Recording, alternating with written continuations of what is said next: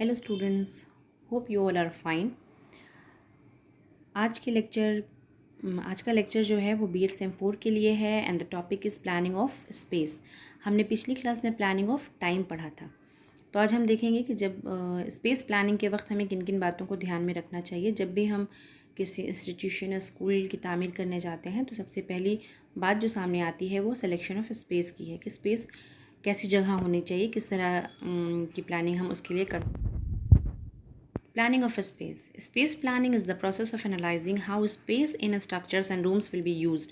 Good space planning considers possible space uses and ensures they are used efficiently. The process results in a drawing called a space plan that includes floor plans, needs and requirements of spaces. जब भी हम space planning की बात करते हैं तो space planning क्या है, ये एनालाइज करना कि हमें कितनी जगह चाहिए, कैसा स्ट्रक्चर हमें बनाना है, कैसे रूम्स हमें चाहिए। अच्छी स्पेस प्लानिंग तभी हो सकती है जब हम जितने भी स्पेस हम ले रहे हैं उसका पूरा इस्तेमाल हो और इफ़िशेंटली इस्तेमाल हो, वो यूज़ में आए। और यही जो प्रोसेस होता है इसे ही स्पेस प्लानिंग कहते हैं, जहाँ पे फ्लोर प्लान किया जाता है रिक्वायरमेंट्स, नीड्स एंड रिक्वायरमेंट्स के according. Effective space planning ensures optimal use of floor area without wasted space often spent on circulation, unnecessary storage and other wasteful activities and spaces. एक effective space planning कब होगी, जब floor area का optimal use किया जाए, कोई भी जगह वेस्टेड नहीं छोड़ी जाए, अननेसेसरी स्टोरेज नहीं हो और सारी जगह का प्रॉपर इस्तेमाल हो। A versatile, intelligently configured school space design is key in cultivating a productive educational environment for staff and students alike.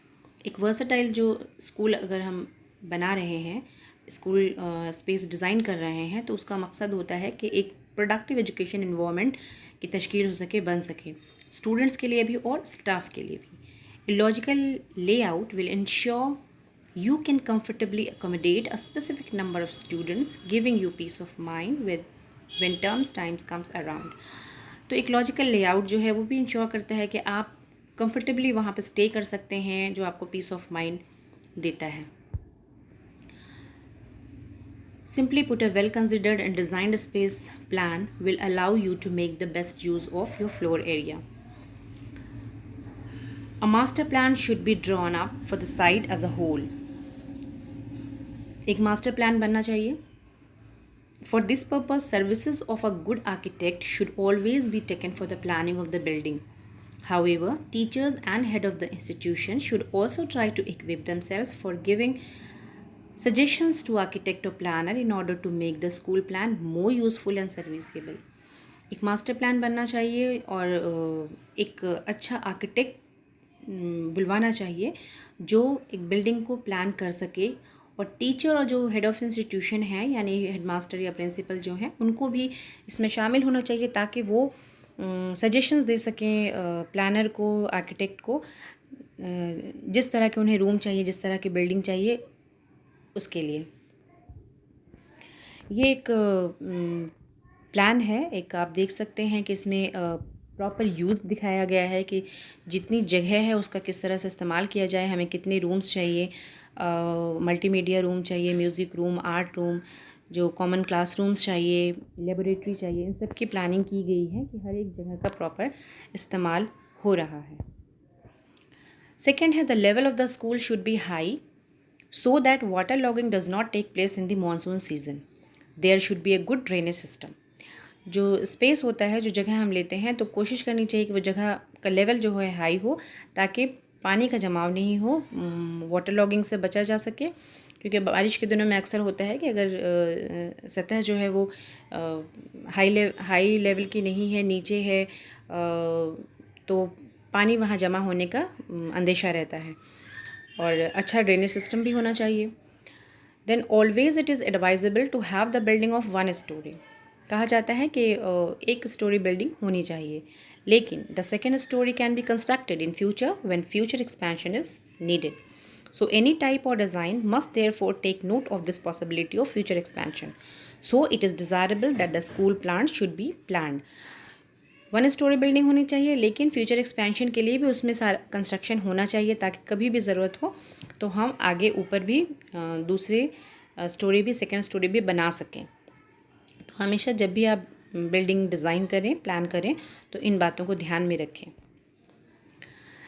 Then fourth point है the building should be south facing so that sunlight can enter into the room in the winter and cannot enter directly in the summer. Provision should be made for the free circulation of air, proper light, and a minimum area to accommodate a certain number of school children. The building must be planned with hygienic laws. Building जो है वो ध्यान रखना चाहिए कि जब हम बनाएं तो ध्यान रखें कि वो साउथ फेसिंग हो। साउथ फेसिंग होने से क्या होता है, आप पिक्चर में देख सकते हैं, सनलाइट जो है वो डायरेक्टली रूम के अंदर एंटर करती है सर्दियों के मौसम में, और गर्मियों में आप देखिए कि सूरज की रोशनी डायरेक्टली रूम के अंदर नहीं जाती है। सर्दियों में हमें ज़रूरत होती है सनलाइट की ज़्यादा, गर्मियों में हम थोड़ा बचते हैं इससे। इसलिए अगर साउथ फेसिंग है तो तब आपको सर्दियों के मौसम में सूरज की रोशनी रूम के अंदर आराम से मिलेगी। साथ ही साथ बिल्डिंग में वेंटिलेशन का भी प्रॉपर इंतज़ाम होना चाहिए, फ्री सर्कुलेशन ऑफ एयर होना चाहिए, लाइट का प्रॉपर इंतज़ाम होना चाहिए जहाँ बच्चों को इन सब चीज़ों की आसानियाँ हों, फैसिलिटीज़ हों। और दूसरी बात है कि हाइजीनिक लॉज का भी प्रॉपर इंतज़ाम होना चाहिए, साफ़ सफाई, सैनिटरी सिस्टम सब प्रॉपर होना चाहिए। ये एक फिगर है जिसमें नॉर्थ ईस्ट साउथ वेस्ट में आप देख सकते हैं कि सन की क्या पोजीशन होती है।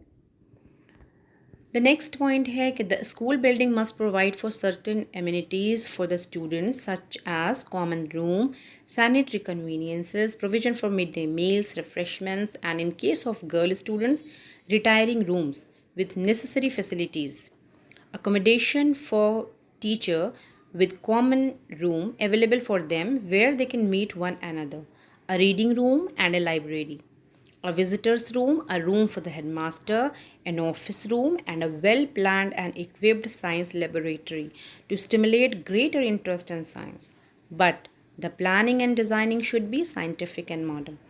The construction of all types of rooms in the building must be determined not by fancy but by utility. Building जब हम बना रहे होते हैं तो ये जितने रूम्स हमने डिस्कस किए हैं ये सारे रूम्स तो होने ही चाहिए।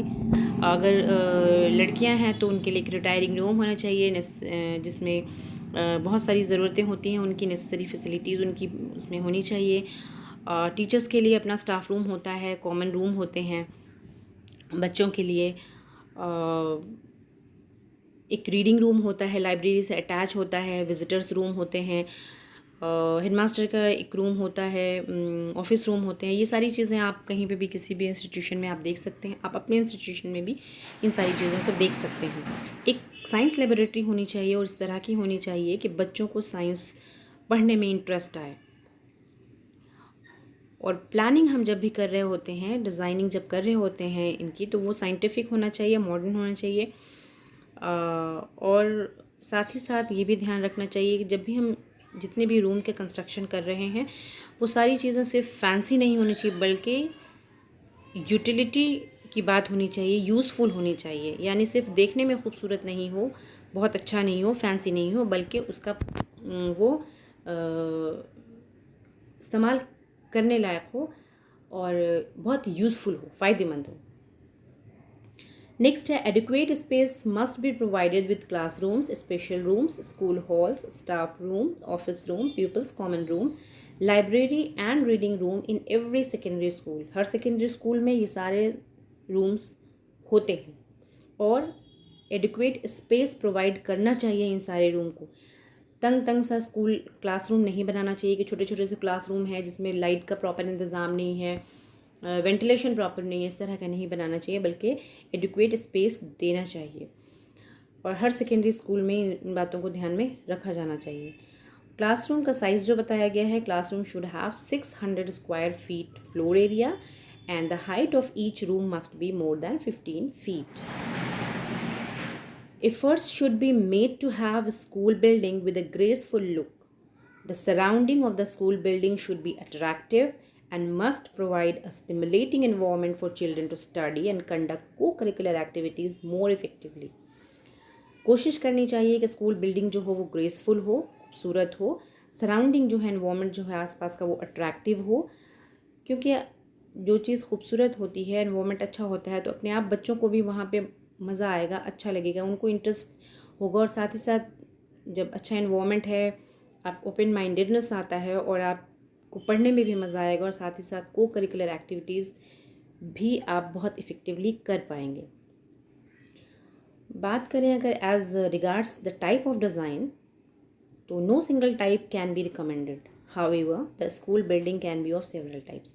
अगर हम स्कूल के डिज़ाइन की बात करें, टाइप्स की बात करें, तो कोई एक तरह का टाइप या डिज़ाइन नहीं हो सकता है, अलग अलग तरह के टाइप्स और डिज़ाइंस हो सकते हैं। क्योंकि हमें जो स्पेस चाहिए होता, कहा जाता है कि रेक्टेंगुलर शेप जो होता है वो बेस्ट होता है स्कूल बिल्डिंग के लिए। लेकिन अगर हमें दूसरे शेप्स का साइट मिलता है, जगह मिलती है, तो उसमें हम दूसरी तरह से बिल्डिंग डिज़ाइन कर सकते हैं। तो ये कई तरह के हो सकते हैं। आप यहाँ पे देखिए, मैंने एक अट्रैक्टिव एंड ग्रेसफुल लुक वाला स्कूल दिखाया है आपको। कितना खूबसूरत लग रहा है। और ऐसी जगहों में आप रहेंगे, आप पढ़ेंगे, तो ऑटोमेटिकली आपको मज़ा आएगा, आपका इंटरेस्ट जगेगा और बहुत इफ़ेक्टिव एजुकेशन मिलता है। Thank you.